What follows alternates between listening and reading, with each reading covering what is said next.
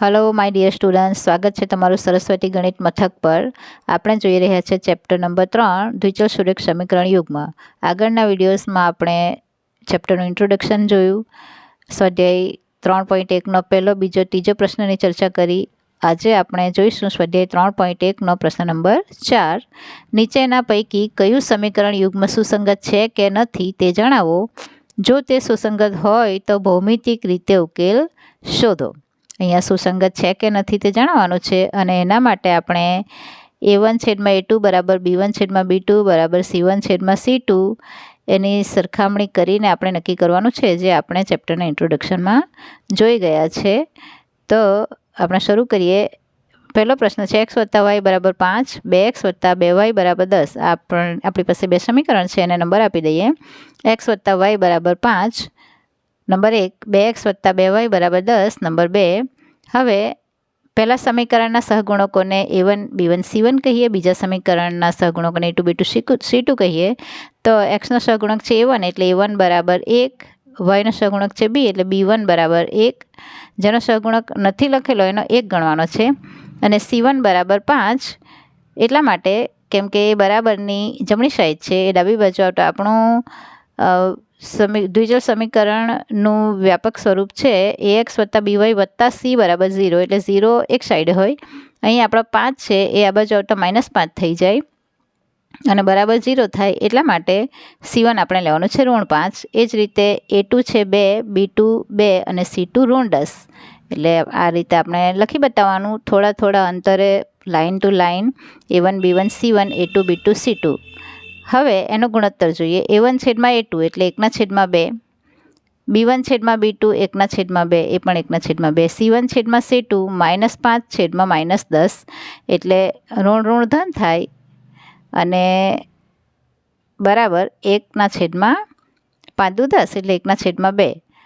હવે અહીંયા જુઓ, a1/a2 બરાબર b1/b2 બરાબર c1/c2, 3 ગુણોત્તર સમાન મળે છે, બધા 1/2 છે, એટલા માટે આપેલ સુરેખ સમીકરણ યુગ્મ સુસંગત છે અને અવલંબી છે। જો બધા ગુણોત્તર સરખા મળે એનો અર્થ કે બંને સમીકરણ દ્વારા મળતી રેખાનો આલેખ એ બંને રેખા સંપાતી હોય અને અનંત ઉકેલ મળે, અને જેને ઉકેલ મળે છે એ સમીકરણ સુસંગત કહેવાય। ભલે એક ઉકેલ હોય કે અનંત ઉકેલ હોય, પણ ઉકેલ મળે એટલે સુસંગત, ઉકેલ ન મળે તો સુસંગત નથી એવું કહેવાય। અને જેના અનંત ઉકેલ મળે છે એટલે કે રેખાઓ સંપાતી છે એ સમીકરણોને અવલંબી કહેવાય। હવે આપણે બંને સમીકરણ પરથી એક્સ અને વાયની કિંમત મેળવીએ, જે આપણે આલેખ રેખા દોરવા માટે જરૂરી છે। તો પહેલું સમીકરણ છે x + y બરાબર 5, વાયને આપણે એક સાઈડ કરી લઈએ, કોઈ પણ એકને એક સાઈડ કરવાનું, જનરલી વાયને કરી લેવાનું સરળતા ખાતર, પણ એક્સને કરો તો પણ તમારું ખોટું નથી। હવે વાય બરાબર શું થાય, એક્સ 5ની બાજુમાં જતાં -x થઈ જાય, એટલે y બરાબર 5 - x। હવે એક્સની આપણે કોઈ પણ કિંમત લેવાની અને વાયની કિંમત મળે એ એક્સને સંલગ્ન વાયની કિંમત ગણાય। તો x બરાબર 0 લેતા y બરાબર શું થાય છે, 5 - 0, અહીંયા આપણે એક્સની કિંમત 0 મૂકવાની, બરાબર 5, અને x બરાબર 5 લેતા y બરાબર 5 - અહીંયા એક્સની કિંમત 5 મૂકી એટલે 5 - 5 બરાબર 0। હવે બોક્સ દોરી લેવાનું, આપણે બે એક્સ અને વાયની બબે કિંમત લીધી છે એટલા માટે 3 ખાના પાડવાના x y। હવે x આપણે 0 લેતા y મળે છે 5 એટલે 0 5, અને x 5 લેતા y મળે છે 0 એટલે 5 0।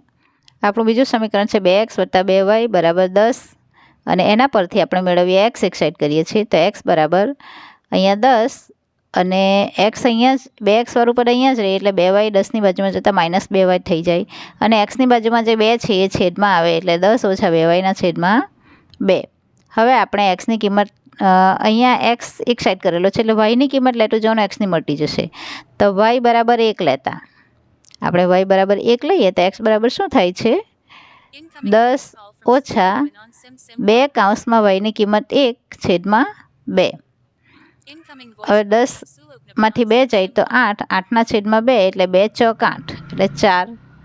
હવે y બરાબર 2 લેતા x બરાબર 10 - 2 yની કિંમત 2/2 એટલે 10/2 4 એટલે 10 - 4/2 એટલે 6/2 બરાબર 2 તાલી 6 એટલે 3. હવે આપણે ઉપરની જેમ બોક્સમાં લખીએ એક્સ અને વાય. જો એક્સ આપણે લીધા છે, અહીંયા આપણે વાય પહેલાં લીધા છે, તો વાય 1 લેતા એક્સ મળે છે 4 એટલે 1 4, અને વાય 2 લેતા એક્સ મળે છે 3 એટલે 2 અને 3. આપણે 4 1 અને 3 2 આ રીતે લખાય. હવે આપણે એ બંને બોક્સ અહીંયા ફરીથી લખી દીધા છે. એક્સ વત્તા વાય 5 સમીકરણ માટે આપણે એક્સ અને વાય આ રીતે યામ લીધા છે અને 2x વત્તા 2yના આ યામ લીધા છે. તો એના આલેખપત્ર પર આપણે દર્શાવીએ. જો આ એક્સ અક્ષ છે, સમક્ષિતિજ રેખા એટલે એક્સ અક્ષ, અને શિરોલંબ રેખા એટલે વાય અક્ષ. જે ઉગમ બિંદુ 0 હોય, 0 0 ત્યાં છેદે છે, એટલે કે એના ઉગમ બિંદુને 0 કહેવાય. હવે આપણે અહીંયા 1 સેમીના અંતરે 1 2 3 4 8 સુધી લીધા છે, અને અહીંયા પણ 1 સેમીના અંતરે આપણે 1 થી 8 સુધી લઈ લઈએ છીએ, કેમ કે આપણે મોટામાં મોટી સંખ્યા છે 5, એટલે બંનેમાં 5 લેવાના છે વધુમાં વધુ. હવે આપણે દર્શાવીએ તો પહેલું સમીકરણ માટે છે એક્સ 0 તો વાય 5.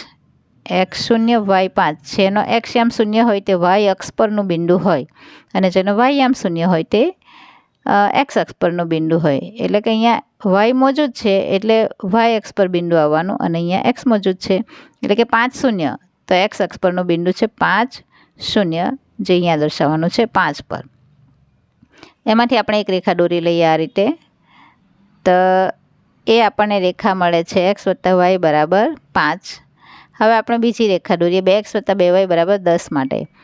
તો એક્સ 4 વાય 1 છે, તો એક્સ 4 અને વાય 1 જુઓ, અહીંયાથી 4 અને 1 બિંદુ અહીંયા ભેગું થાય છે, એટલે એ પહેલાં ચરણમાં 4 1 બિંદુ, અને બીજું છે 3 2.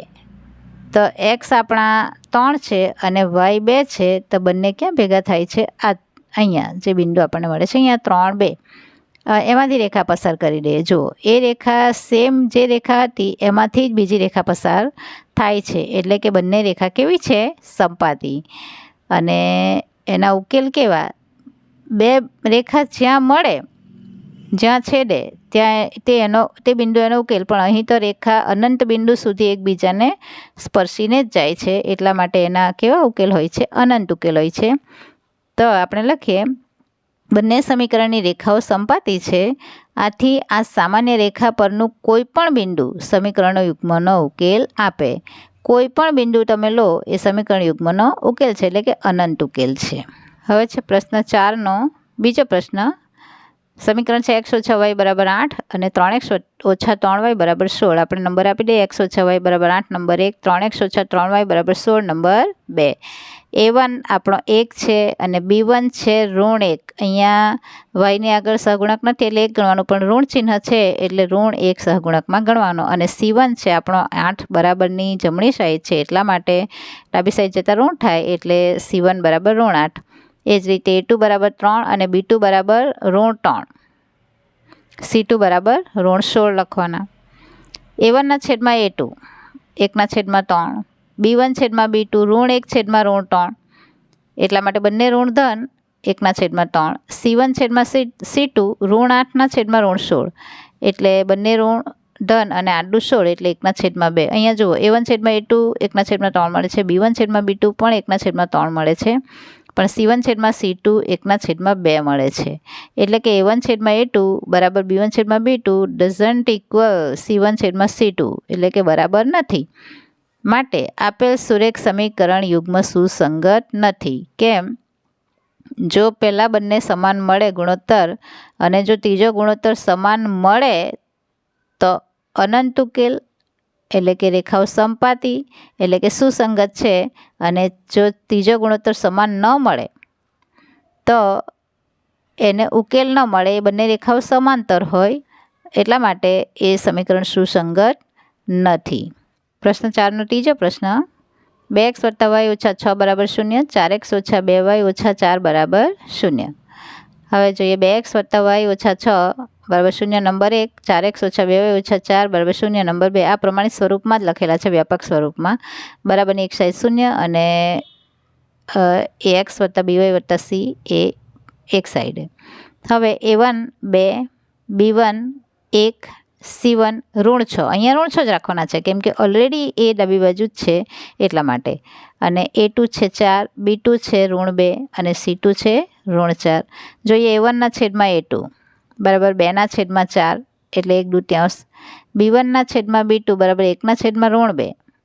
B1 છેદમાં B2 બરાબર 1 છેદમાં ઋણ 2 એટલે ઋણ 1/2.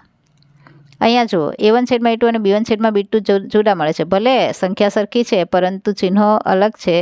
આ ધન છે, આ ઋણ છે એટલે એકબીજાના વિરોધી છે એટલે એ સરખા ન ગણાય. માટે A1 છેદમાં A2 ડઝન્ટ ઇક્વલ B1 છેદમાં B2. અને જો બંને ગુણોત્તર સમાન ન હોય પહેલાં બંને ગુણોત્તર તો ત્રીજો ગુણોત્તર ચેક કરવાની જરૂર નથી. આના પરથી જ આપણને ખબર પડી જાય કે એનો ઉકેલ કેવો મળે છે. એટલે આપણે જોયું છે તે રીતે કે બંને ગુણોત્તર સમાન નથી પહેલાં બંને ગુણોત્તર, એટલા માટે એ બંને રેખા કેવી હોય? છેદતી રેખા હોય અને એનો ઉકેલ અનન્ય હોય એટલે કે એક જ હોય, એક બિંદુમાં છેદે અને તેથી આપેલ સમીકરણ યુગ્મ સુસંગત છે. હવે સુસંગત છે એટલા માટે એનો આપણે આલેખ દોરીએ. જો સુસંગત હોય તો આલેખ દોરો એમ કહે છે. સુસંગત ન હોય તો આપણે બીજા પ્રશ્ન જોયું કે જેમાં સુસંગત નથી પણ એનો પણ આલેખ દોરી શકાય. બંને રેખાઓ તો મળે જ પણ સમાંતર મળે. પણ અહીંયા આપણને માંગેલું એવું છે કે સુસંગત હોય તો આલેખ દોરો, એટલા માટે આપણે બીજા પ્રશ્નમાં આલેખ નથી દોર્યો. જો આપણું પહેલું સમીકરણ છે 2x + y - 6 = 0. એના પરથી આપણે y બરાબર y એક સાઈડ કરી લઈએ. y અહીંયા જ રહી તો 6 પેલી વચ્ચે ધન થાય અને 2x ઋણ થાય એટલે 6 - 2x. હવે આપણે xની કિંમત લેતા જઈએ, yની આપણને મળતી જાય. x બરાબર આપણે 0 લઈએ. આપણે કંઈ પણ કિંમત લઈ શકીએ x અને xની કે જેના પરથી yની કિંમત મળે, પણ આપણે સરળતા ખાતર જે ઠીક લાગે તે લેવાનું. x બરાબર 0 લેતા y બરાબર 6 - 2 કૌંસમાં 0 એટલે 6 માંથી 6 - 2 xની જગ્યાએ 0 મૂકીએ તો એ થાય 0 એટલે જવાબ આપણને મળે છે y બરાબર 6.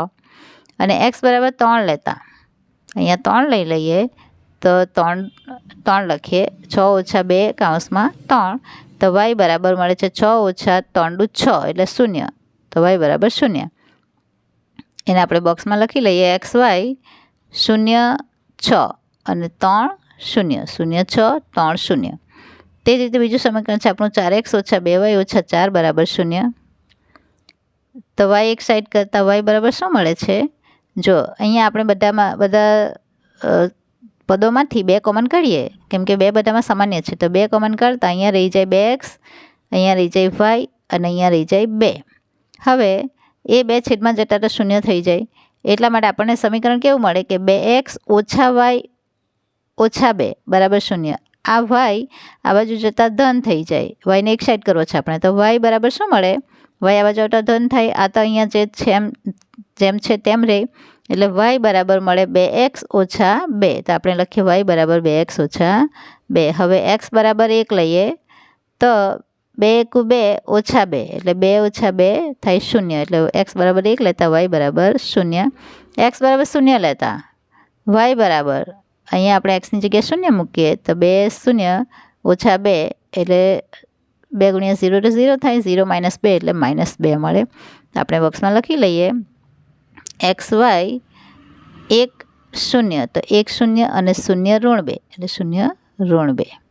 હવે આપણે આલેખ પત્ર પર દર્શાવવાનું છે એટલા માટે મેં બોક્સ જે ઉપર લખેલા એ ફરીથી અહીંયા લખી લીધા છે. પહેલું સમીકરણ 2x + y - 6 બરાબર 0 છે તેનું આ બોક્સ છે અને બીજું સમીકરણ 4x - 4y - 4 બરાબર 0 તેનું આ બોક્સ છે.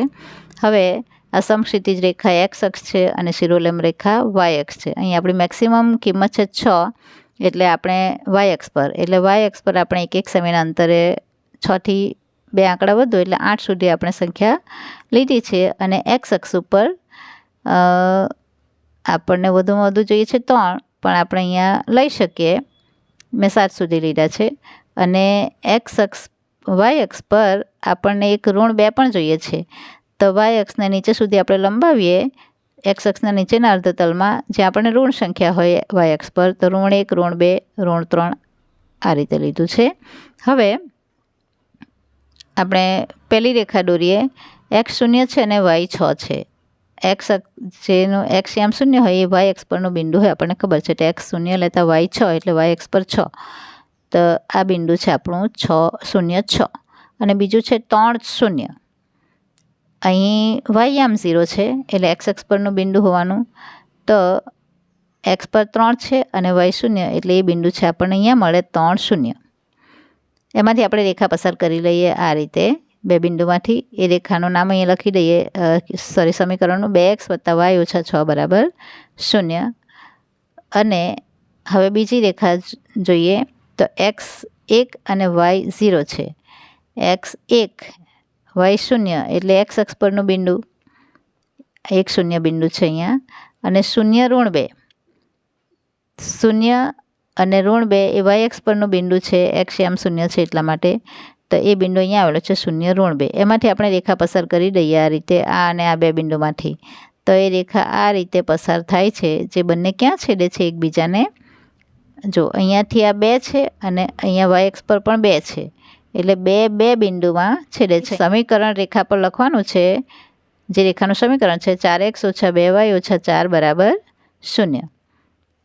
તો આપણે જવાબ લખી શકીએ. આ લેખમાં બે રેખાઓ બિંદુ 2 2માં છેદે છે, માટે આપેલ સમીકરણ યુગ્મનો ઉકેલ x = 2 y = 2. સમીકરણ સુસંગત હોય તો ભૌમિતિક રીતે ઉકેલ શોધો એમ કેટલું છે, એટલે આપણે સમીકરણ સુસંગત છે તો એનું ભૌમિતિક રીતે આ રીતે ઉકેલ આપણે આલેખ દોરીને શોધ્યો કે જે ઉકેલ છે 2 2. હવે છે પ્રશ્ન નંબર 4નો ચોથો પ્રશ્ન. 2x - 2y - 2 = 0. 4x - 4y - 5 = 0. આપણે સમીકરણ નંબર આપી દઈએ. 2x - 2y - 2 = 0 number 1, 4x - 4y - 5 = 0 number 2. a1 છે આપણા 2 એટલે 2 લખ્યા. b1 છે -2 એટલે -2. c1 છે -2. પછી a2 છે 4, b2 છે -4 અને c2 છે -5. a1/a2 2/4 બરાબર 2 દૂ 4 એટલે 1/2. b1/b2 -2/4 એટલે એ પણ બંને ઋણ ધન 1/2. c1/c2 -2/5 2/5 એટલે એ થાય છે બંને ઋણ એટલે ધન 2/5. અહીંયા જુઓ a1/a2 b1/b2 તો આપણને બંને 1/2 મળે છે, પરંતુ c1/c2 આપણને મળે છે 2/5. એનો અર્થ કે આ બંને સમાન છે પણ ત્રીજું સમાન નથી. તો આપણે લખવાનું a1/a2 = b1/b2 બરાબર નથી c1/c2. અને તેથી તમે વિચારો કેવો ઉકેલ મળે? અહીં ઉકેલ ન મળે, કેમ કે છેલ્લો ગુણોત્તર અલગ છે અને બંને રેખાઓ સમાંતર છે. આથી આપેલ સુરેખ સમીકરણ યુગ્મ સુસંગત નથી એટલા માટે આપણે આલેખ દોરવાનો નથી. દોરી તો શકાય, બંને રેખાઓ સમાંતર મળે, પણ આપણને પ્રશ્નમાં માંગેલું નથી. જો સુસંગત હોય તો જ દોરો, એટલા માટે આપણે અહીં સુસંગત નથી એટલે આલેખ દોરતા નથી.